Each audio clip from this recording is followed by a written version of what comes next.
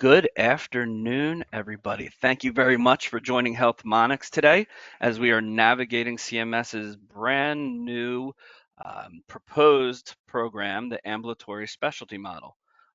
What specialists need to know about it? Do you need to really have it on your radar for moving forward in the future? Today, we're going to be joined by uh, Philip Spence and Lauren Patrick. If you could pop to the next, yep, there you go. Hi, Phil and Lauren. Hi, Hi there, Mike. everyone. This this information is a follow-up from our proposed rule presentation a couple of weeks back. We left this section out because it really needed its own time. So thank you for joining. We would love lots of questions. You could see on the next page that there you have the ability to ask questions as well as the handouts for this slide deck. Will be available to you. Please know that we may not get to all questions, specifically those that are individual about your practice or you as a provider, but we will get back to you after the webinar with answers to everything we have. You will also be given this presentation as well as the slides delivered to you sometime this afternoon after the presentation has been completed. So without further ado, I'm going to pass it over to Phil and have him get started. Thanks, everybody. Awesome. Thanks, Thank you, Mike. Mike. Well, great. We're really excited to bring you this information today. As Mike shared from the proposed rule, this area really needed a lot of attention on its own as a new proposed model that CMS is looking to provide. Our objectives for today are to go through an overview of the ambulatory specialty model, talk about what it is, why it matters, then we'll start to talk about who is included, what the eligibility requirements are, and what are the scopes for the scope of participation within the model.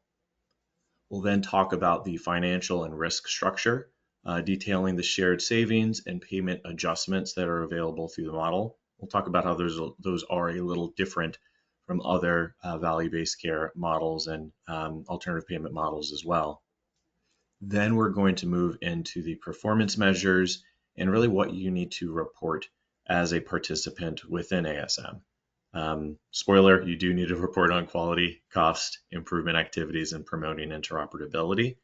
But unlike other models, those are going to be scored a little differently, and we'll look at what those differences are. Then we'll talk about how you can implement and prepare for ASM, what that looks like, what you need to document, and other items you can do to get ready for your participation if you are included as a required clinician within ASM. And with that, I'm actually going to pass it to Lauren to start us off. Thanks, Phil.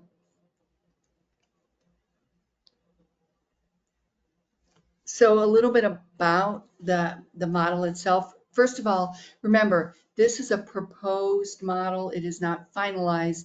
And I'm sure as you listen today, we're going to get a lot of feedback from potential participants from the proposed rule, and CMS is probably going to make some changes.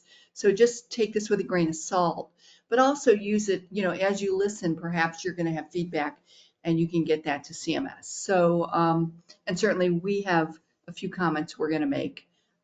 So it'll be interesting to see where it ends up when it comes out in the final rule. So what this is it's a model that CMS is proposing placing required specialists into. It's not a model that you will have a choice to participate in. You'll either be mandated by CMS to participate or you won't. They've started, what they want to do is they want to target high cost Medicare patients with chronic conditions. They've decided to start with two particular chronic conditions. One is low back pain and one is heart failure. And so that's their initial target. But I think their intent is clear that after that happens, as long as the model's going well, they will add additional chronic groups to the model to the program as they go forward. The idea is really that they want to start comparing, we use the term apples to apples, that similar clinicians, physicians will be compared against like physicians. Those that are treating the same sorts of conditions will be compared against others in that same circumstance. And so they're calling it driving competition, but it really is trying to evaluate, like I said, similar to similar. It starts in 2027. Initially, it is proposed for 5 years, and it does, as Phil says, it doesn't get you out of any of the categories. It certainly will re-weight and recalculate the way the individual categories are scored. Next slide. So how does it work? So what they've done is, and these slides might be a little bit out of order, but it incorporates not only typical MIPS measures, they have chosen for each model to incorporate at least one patient-reported outcome. It attributes ownership of care to one clinician. It's not even one group. They're really doing this at the clinician level. Again, it attempts to minimize the differentiation between different practices, and it is going into measuring clinician against clinician. There's no differentiation if you're in a large practice and you're a small practice. The mandatory participation includes all clinicians that they've chosen, and we'll talk in a moment about how they're proposing choosing. And the clinicians are evaluated one-to-one against each other.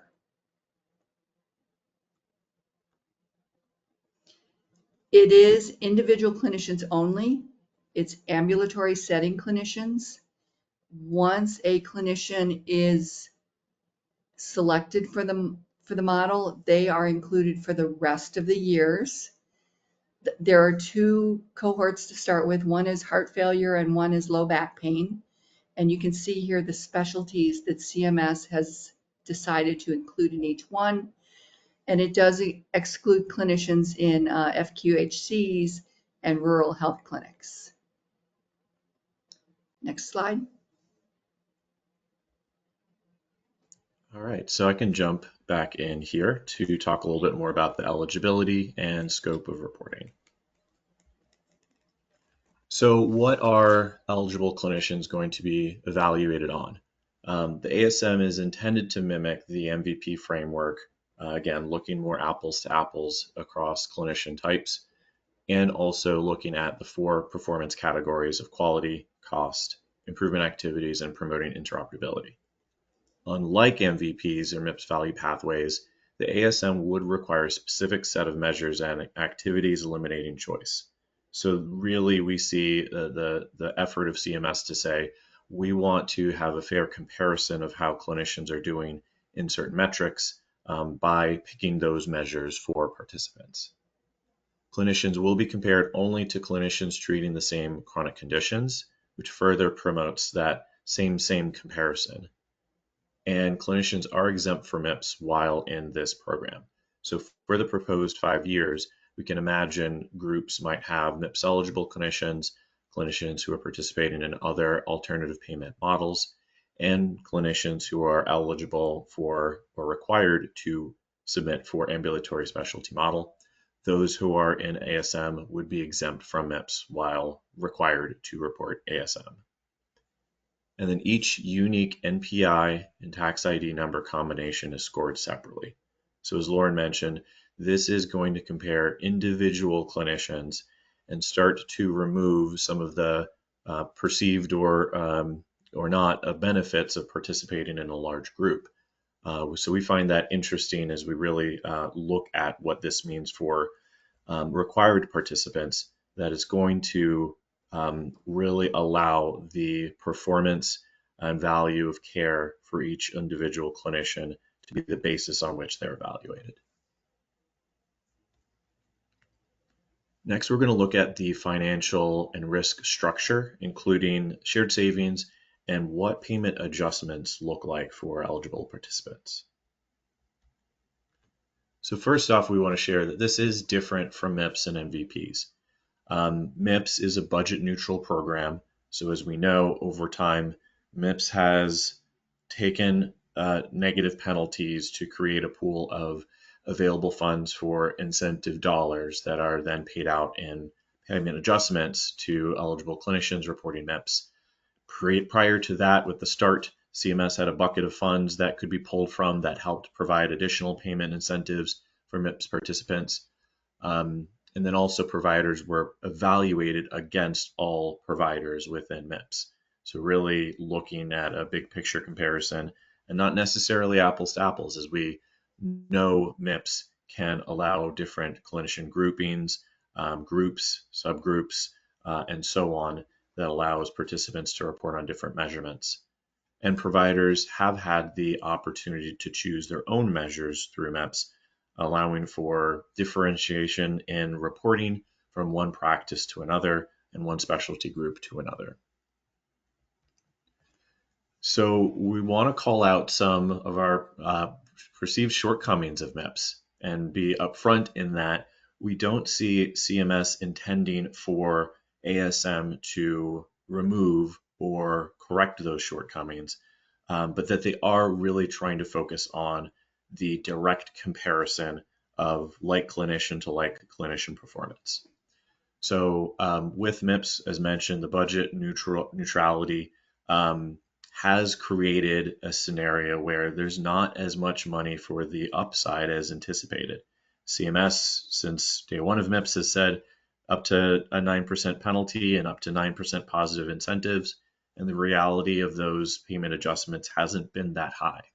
So that's something we've seen over the years as a shortcoming with MIPS that has impacted participation and focus from groups in working to achieve incentives through the program. MIPS is providers evaluated against all providers, like we mentioned, and creates a scenario where eligible clinicians may, quote unquote, cherry pick measures rather than evaluate on measures that are specific to their specialty. And we certainly want to recognize that there's a strategy to MIPS and a strategy to selecting measures that creates the best outcomes from a performance and scoring perspective. But that does have a tendency to skew some scores and benchmarks due to the different clinician types reporting on different measures. Measures aren't necessarily relevant to providers within MIPS, as they are using measures that may provide them with better scores, or maybe it's lower denominator eligible visits so they can better manage those as part of their strategy, which again provides an opportunity for more focus on clinically relevant measures for clinicians in ASM. And then also measures aren't necessarily reflective of core clinician performance. So an opportunity there to focus on the type of care that eligible clinicians are providing. Within MIPS, we also see that the measure requirements don't include patient outcomes. There is a requirement for an outcome-based measure, but not a focus on patient outcomes that we're going to see within ASM. And then finally, less relevant measures can cause clinicians to not focus on improvement. We know there's lots of ways to help promote focuses on improvement within quality metrics within eligible clinician groups. But as we work with clients and we support our clients in how they can best engage their clinicians, a big part of that is looking at measures that these clinicians are already doing, are evaluated on, and are relevant to their day-to-day provision of care. So we see that as a big opportunity for ASM participants to really retain that focus and hopefully result in a more focused approach to performance improvement. So let's talk about the overall ASM approach itself. So as we've discussed, ASM requires clinicians to report on a specific set of measures and activities that are relevant to their practice. So those measures are defined. We're going to go through what those measures are so you can see exactly what they would be measured on. And this is intended to provide a more analogous comparison between clinicians. And by doing that, we see the assessment of performance against only those clinicians treating the same chronic condition. As Lauren mentioned, there's two cohorts that ASM is starting with, and we'll look as well that there's a big tie to the cost measures here. And as we know within the MIPS program, there's been a continued push towards assessments within cost for all specialties, MVPs for specialty providers. So we're really interested in how ASM not just gets proposed here, but what commentary is released in the feedback period and how it evolves over time during the duration of the program. The new approach for aggregating ASM performance categories will also calculate the score and payment adjustment differently than MIPS, which broadens the final distribution of scores. This is going to potentially increase the magnitude of payment adjustments and hopefully accomplish the goal of creating more incentives for participants. As we reflect on MIPS once again, we know that over the years of participation, eligible clinicians have had different exemptions, have had the threshold requirements change, and a lot of factors that have contributed to lower incentives and at times lower engagement than CMS anticipated. So we see some of those being addressed in the ASM model with a focus to more like comparisons and potential for higher incentives through participation. We see a focus as well on the variation in clinical performance in quality and cost. And we want to stress that there is a aspect of improvement activities and promoting interoperability, but quality and cost are the biggest pieces to this ASM puzzle when it comes to evaluation and performance. The AI and PI categories can actually apply a negative scoring adjustment to participants. So they're really looking at improving activities and promoting interoperability as table stakes. You have to do them. You have to check the box, although it's more than just checking a box. But you have to get credit for doing those categories. And the focus is really on your performance within quality and cost. And ASM will retain a percentage of the payments to ensure that there are savings and creating more opportunity for incentive distributions. So let's look at what the rollout and years of the ASM model ASM looks like. So as we mentioned, ASM is proposed to have its first year in 2027 calendar year and performance year. Much like MIPS, the performance year would then be followed by a reporting year, which would be following that performance year. So the first reporting would occur in the early portion of 2028. And once reporting is completed, then the final scores and payment adjustment factor calculations would be released later that year.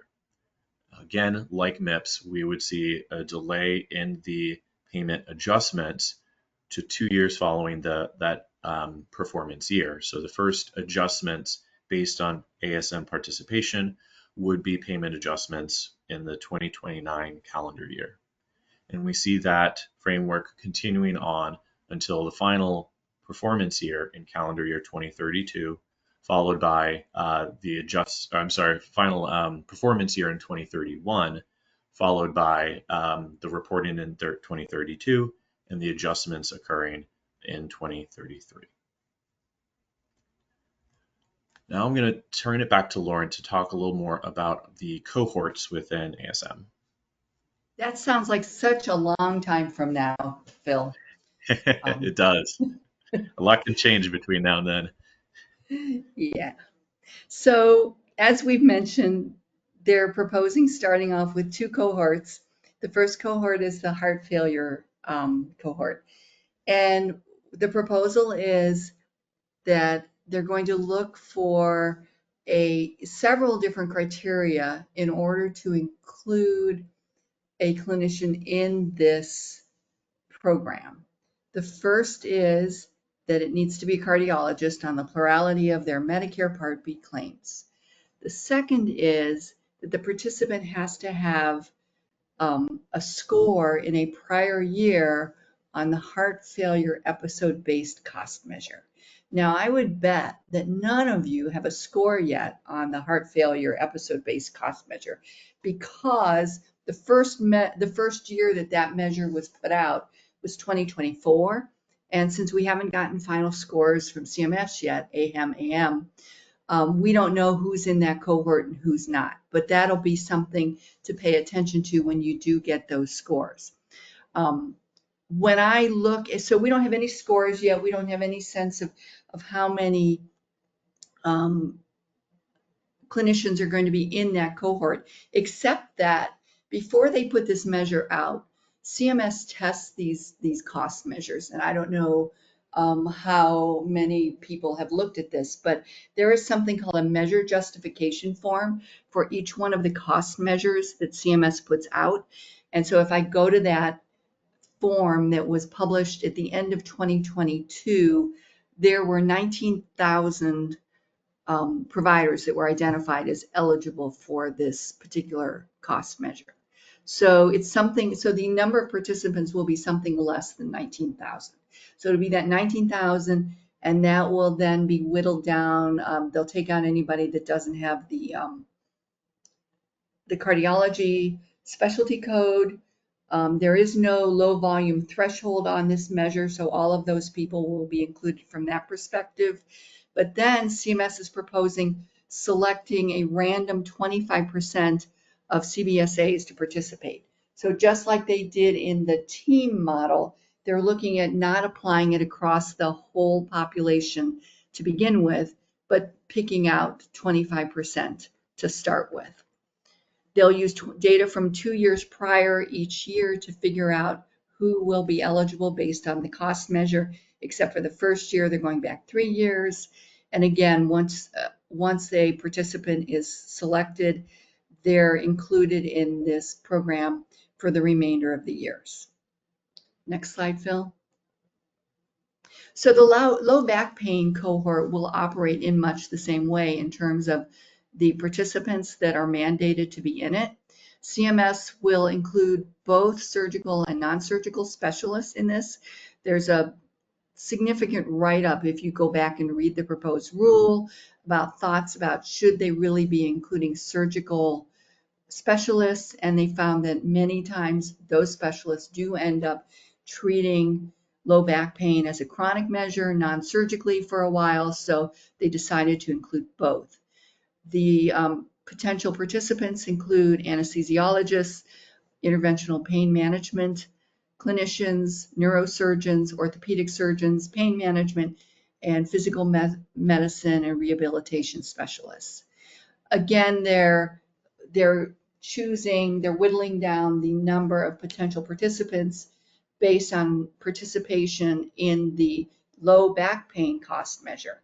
And again, same as the heart failure measure, this is a measure that was brand new for 2024. We have not yet seen the cost scores for that. Hopefully they'll be out. CMS has said in the fall. They were delayed this year. But again, if I go back and look at the measure justification form for that particular cost measure, there were about 46,000 eligible NPIs in that cohort. So they'll take those clinicians, they'll look at these specialties on the claims, then they will select again a 25% of the CBSAs, could be a different 25%. And they'll look back 2 calendar years at the cost measure, 3 years for the first year, and then the clinicians will stay in the program. So that's just the first component of this program. This program is pretty complicated in terms of what CMS has put forth. There's a lot of technical nuance to how they're doing this. Next slide. All right, and I can hop in on the performance measures and what needs to be reported for quality, cost, improvement activities, and promoting interoperability. So here's a breakdown of the 4 categories and some notes we're providing related to what really needs to be done in these. So as we look across the top here for quality, it's important to note that it only counts care directly furnished to chronic care patients. As Lauren mentioned, on the cost side, These are chronic-based measures, so these are looking at chronic care patients. And the measures are going to be benchmarked only against other ASM submissions. So this isn't just reporting on the same quality measure as MIPS participants. It's the same measure, but those benchmarks are going to adjust based on ASM submissions, creating that more like comparison. For heart failure, there are 5 measures included: 498, 8, 5, 238, and 377. We're going to take a look at those a little more in a moment. And then low back pain will include 220, 128, 134, 238, and the new proposed MRI lumbar spine measure. For improvement activities, clinicians will need to complete both improvement activities, and that will include the connecting to primary care and ensuring completion of health-related social needs screening, and establishing communication and collaboration expectations with primary care using collaborative care arrangements. And then low back pain reporting in 2028. For promoting interoperability, reporting will be done at the TIN NPI level. So not much change here in terms of what needs to be reported. That's going to be similar to MIPS, but just done at the individual clinician level. And then cost, as mentioned, counts only care directly furnished to chronic care patients and benchmarked only against other ASM submissions. As Lauren mentioned, looking at the heart rate failure for the heart rate cohort and low back pain cost measure for the low back pain cohort. Now let's talk a little bit about scoring. So for the quality performance category, the measures are going to be based on a specific number of points for each measure and each activity in I as well. You must report all measures except the administrative claims-based measures, which are going to be done and calculated through claims. The proposal is for those measures not to change during the duration of the ASM, which also was noted that other measures were considered for inclusion. So CMS is really set on this set of measures and does not intend to change the measures throughout the duration, the 5 years of participation. As we look at the breakdown of measures, again, we see that there is a claims measure for each of the cohorts, heart failure and low back pain, as well as 3 measures that can be reported as ECQMs or MIPS CQMs. So these measures are available. You can track performance in these measures today. So those generally are great to look at in preparation for participation, knowing that as proposed, participants are going to be mandatory once selected, and we won't know what those selections are until later. And then we see as well an ECQM for each cohort, in addition to those measures that can be reported as ECQM or MIPS CQM.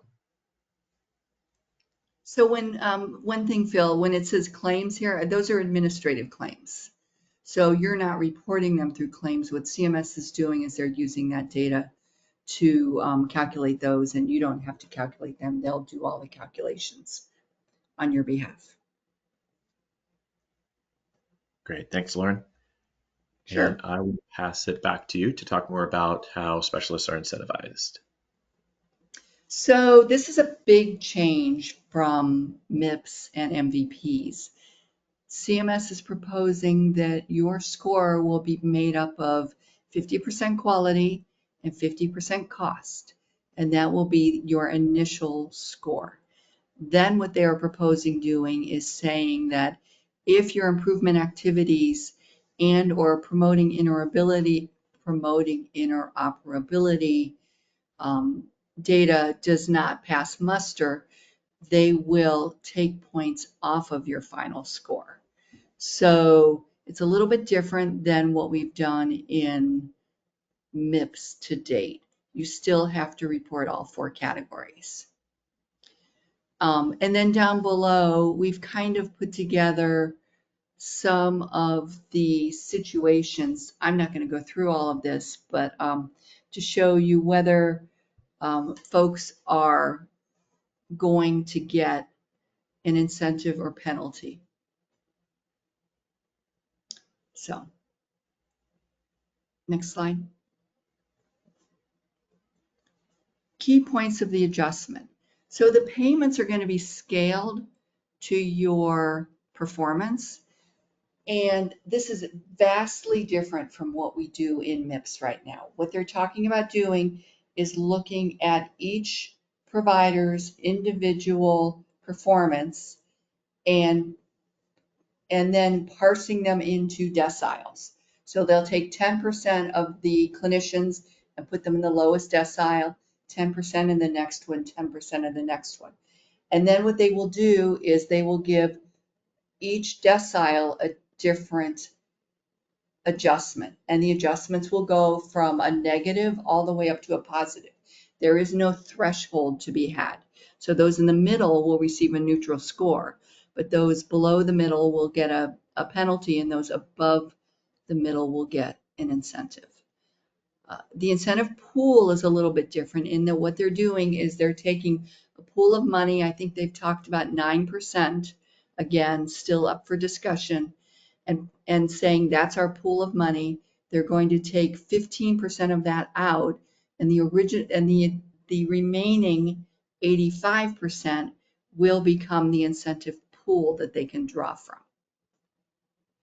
And then again, what they will do is they'll figure out a percent value tied to each participant's final score and give them either a negative adjustment, no adjustment, or a positive one. And again, this is all calculated separately for each ASM cohort. So both the scores for each measure, they will benchmark each measure at the end of the year for each cohort is what they've proposed. So you don't really, that's one of the interesting things to me is you're not going to know until the end of the year kind of what your decile score really is, because it's going to be developed at the end of the year, kind of like new measures in quality where there is no benchmark prior, and or your cost measures where they figure out the benchmarks at the end of the year. So this sounds very similar to that, where they're going to look at all the data at the end of the year, and then they're going to develop the benchmarks, and then they're going to divide everybody up into deciles, and then they're going to distribute the negative adjustments and the positive adjustments equally across all the participants. So again, very different than what we've seen with MIPS in the past.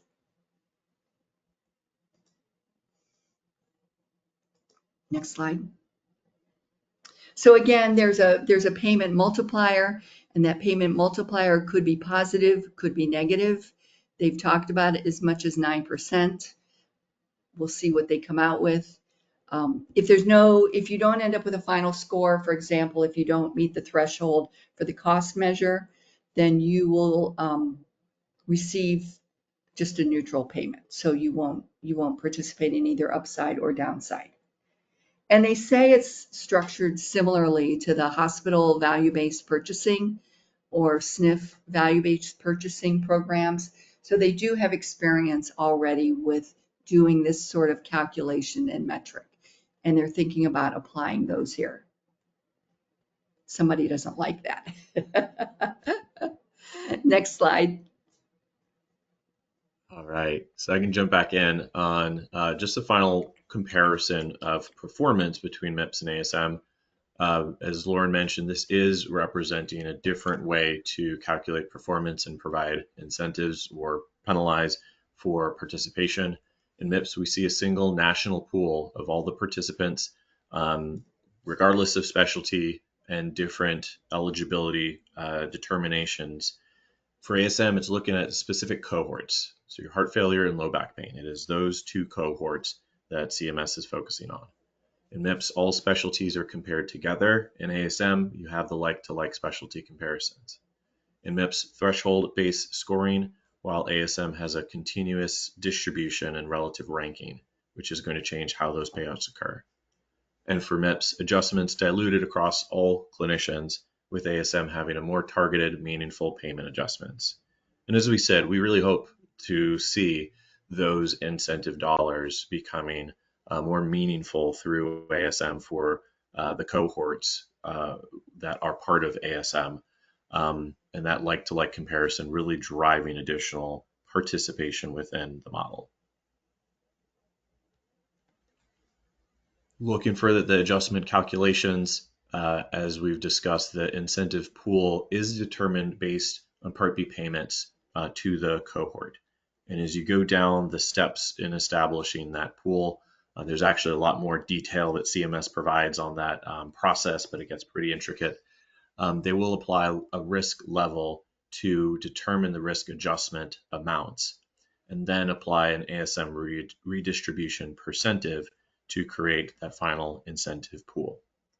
And for the clinician adjustment based on the available incentive pool, first, the final scores will be calculated for clinicians, and then the transformed score based on all scores will be determined. Following that, the scaling factor will be calculated based on the incentive pool, and then the final adjustment factor will be determined based on those steps. So there will be a process CMS goes through to determine, again, final incentive pool of dollars available, and then what those adjustments as calculated by from the scores in that incentive pool will be made available to eligible clinicians. Okay, so what can you do now to prepare and get ready? So we recognize that this program is different. There are a lot of ways in which ASM is going to be different from MIPS, but we know that there are similarities as well. We work with many of our clients specifically to focus on performance improvement within quality metrics across value-based care programs, and our software does allow clinicians to select measures, report, and dive deeper into their score now. So while there are differences in the measures, differences in things like the benchmarks that are going to be determined based on ASM participants, using software and support like from Healthmonics can really help you prepare for how you're going to be evaluated in those measures. If you worked with us, you know our support team and integration teams really do drive the success of our clients in working with them hand in hand to understand where they stand to make improvements and using our tools to the best of their ability. Our performance dashboards in MIPS Pro provide perspective into performance as well as drill down capabilities to look at the deciles, to look at the segments of measures where clinicians are meeting or not meeting requirements. We also have tools to run gaps in care reports so participants can look at where they're falling short either on documentation or clinical action and understand where they need to make adjustments to capture additional information. So when we line up those quality measures, you can start taking a look now and really understand where do you have to improve or make changes within your practice if you fall into one of these cohorts and may become required to participate for 5 years within ASM. A big part, as we saw within ASM, is in the cost metrics. Cost, we at Healthmonics have been focused on for some time now, as we see it equal in scoring to quality measures, and we see that there's a need for an equal attention and focus on cost measure performance. So like our dashboards we can provide and support around those dashboards for the quality category, we've developed cost tools that help eligible clinicians look at their cost of care in different episode and chronic-based measures that will help them understand at a glance what measures they're getting evaluated in, what score they're predicted to have in those measures, and what are the key factors influencing those costs. So for this, we have webinars that cover the cost category and go into further discussion about what we can do to support clinicians in the cost measures. But what we really find helpful is the ability not just to show the performance and scoring in these cost measures, but provide drill down tools that allow groups to look at, and individual clinicians to look at where they have variations in cost on a provider basis, patient basis, and even episode basis, and drill down all the way into individual Medicare claims to see where costs are coming from. And oh, by the way, for MIPS, We know that cost measures are calculated not just on the cost within the tax ID number, the organization that's providing the care, but it also takes into account care provided outside of an organization's TIN. So we bring that information here as well. So we And really, that's the way, oh, I'm sorry. I no, thought go you were ahead. done. Go ahead. I was going to say that's the way it's going to continue to be for this model. So even though you as the lead specialist on one of these chronic measures, you're being held accountable, you really do have to look at the spectrum of care that those patients are being provided and work to make sure that those are in line in order to achieve a decent score in this program. And it's really interesting because they're taking like all the noise out and you're really focusing just on one cost measure in each one of those cohorts. I think that, we talk about cost and the fact that there's a lot of issues with this program, but really being able to hone in and focus on one cost metric is probably a benefit of this particular program because you don't have all these other cost measures showing up in your score because you happen to be billing certain CPT codes and patients happen to have certain diagnoses. So I think that is one advantage of this method of coming up with a score for CMS. And as we look at the really two perspectives that ASM is focusing on, the quality measures and the cost measures, I think another piece is providing or really using tools that allow you to evaluate the total picture of your value-based care participants. So as we mentioned, those who are required to participate in ASM will be exempt from MIPS, but those who are participating in MIPS, participating in other APMs, maybe doing MVPs or subgroups, there's a lot of ways that you can look at and evaluate your performance, and that can also feed your strategy for how you participate in the quality payment program. So our tools do provide that perspective as well. So you can see at the top level how as an organization you're performing as a group, even though you may have participants included in different programs. And we can help you with looking at each of those perspectives, make sure you're optimizing the score. So along with that, somebody just asked a question. If you're in an APM, you're exempt from this program, right? That you're not going to be in this if you've already opted into an APM, right, Phil? Uh, but yeah, if you're already participating in an APM and locked in, um, I don't see them including an additional APM here.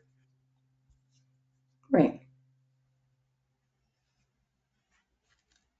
And I know we've got a few questions. Just wanted to kind of close out. As I mentioned, we do have, in addition to the quality and cost perspective, additional analytics tools that allow for drilling down into different cohorts of performance in the quality category that can help start to align things like performance by specialty provider. So we have groups using our analytics tools to do just that, to take performance from just a MIPS group or individual or even MVP perspective to then look at performance by location or by specialty, which can also help further align with the requirements coming up with ASM and other programs as well. And I think we're closing out here, so we can encourage folks to go ahead and add questions if they haven't already been able to submit questions. We'll take a look at those, but including here as well information to contact us. Obviously, you're on this webinar, you signed up through our website. We have information on our website as well. You can contact us with questions or to discuss other ways we can help you prepare for ASM or participate in other reporting programs such as MIPS. And ACO reporting as well today. And of course, make sure you stay tuned for other webinars. We really take a lot of value in getting to share this information. We hope you receive a lot of value out of spending your time here. We know everyone has busy schedules, and we hope that these webinars continue to provide you with essential information as you evaluate your strategies for participation, required or not required, in different value-based programs as they continue to evolve. And I think now we can take a look at questions. I don't know if you've had a look, Lauren, and any jumped out to you yet. Sure. So somebody asked, when will the determination on which providers will be included occur? And so obviously this is still a proposed program. So what will happen is CMS will take the comments, they will do whatever updates they propose and put them in the final rule. After that, I would imagine that sometime, if in fact the program is slated to go live in 27, I would imagine sometime in 26 they will start issuing lists of the cohorts. They, like I said, they're selecting 25% of the CBSAs, and then of course it's based on who had a cost score for the heart failure or the low back pain measures. They'll have to take all that into consideration, and I would imagine, it's just my guess, sometime in mid 26 we'll start seeing information about who is deemed eligible for participation. Who will CMS notify? That's a really good question. Some of these we'll follow up and we'll see if there's any information in the proposed rule. Of course, it was a pretty hefty section. So some of these are specific, and we'll see if we can get you answers for that. If the MD is a high performer in MIPS, can you still include their data for the group score? Again, that's a really good question. Let us take a look and see if there's any information about that. I know it would be hard to specifically do a group report in MIPS and say, oh, but these three clinicians we're going to exclude. So let us take a look at that.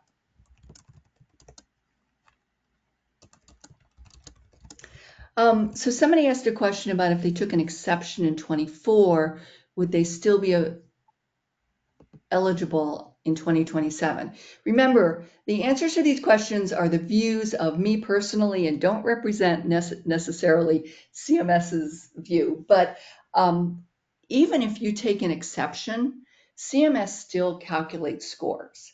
So if you have the necessary eligible instances of episodes in 2024, my guess is CMS would still include you in the potential cohort for participation in this model in 2027. But that's just my somewhat educated opinion.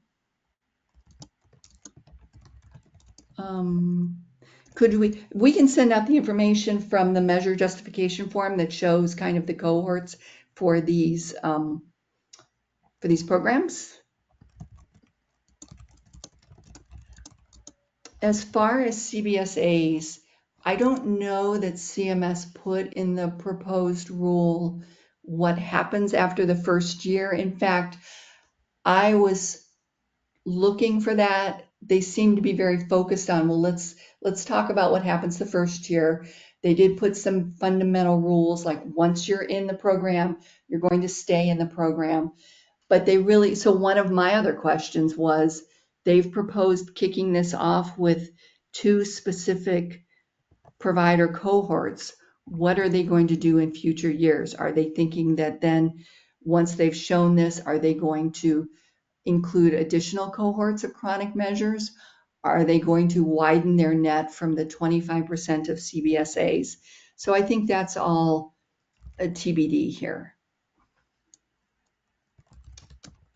And I think that's all the questions that I see here. Phil, do you see anything else to catch your eye?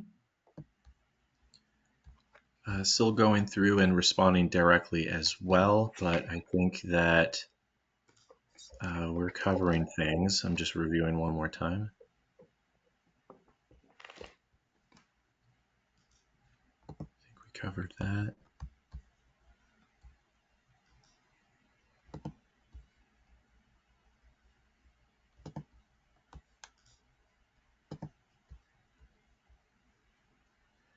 Okay, just one other I notice is related to other specialty types that may be included within the low back pain cohort.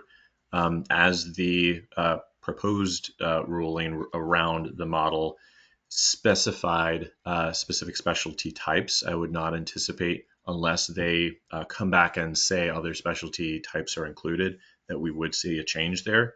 For them to call out those specialty types, it's our understanding that they're going to align those specialty codes with those providers, and then also look at the eligibility in the number of episodes of the applicable cost measure per cohort to determine exactly who is included.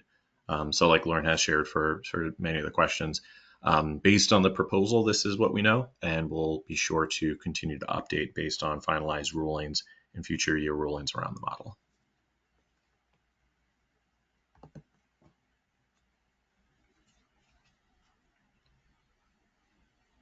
I think we're looking good on questions. We really appreciate the time here for everyone to join and listen in. We're looking forward to continued feedback on the model as participants and really the larger audience provides it to CMS. And we encourage you, if you do have questions or feedback, certainly we can discuss questions around our coverage of ASM and what we understand it, but we also encourage you to provide feedback to CMS as they're taking feedback on the model. And again, we appreciate your time. Lauren, any other closing thoughts or comments as we wrap up here? No, as I said, a lot of you are very close to folks that could be included in this model, and I would encourage you, if you have specific comments, to get them to CMS. As I do anticipate that when the final rule comes out, there will be changes from what they proposed. So if you have comments, I think they're very much looking for those. I would get those in. But thank you for participating. Thank you for your feedback, and we look forward, as Phil said, to continuing the conversation. Thank you, Thank you all Sarah. for the rest of your day. Bye-bye.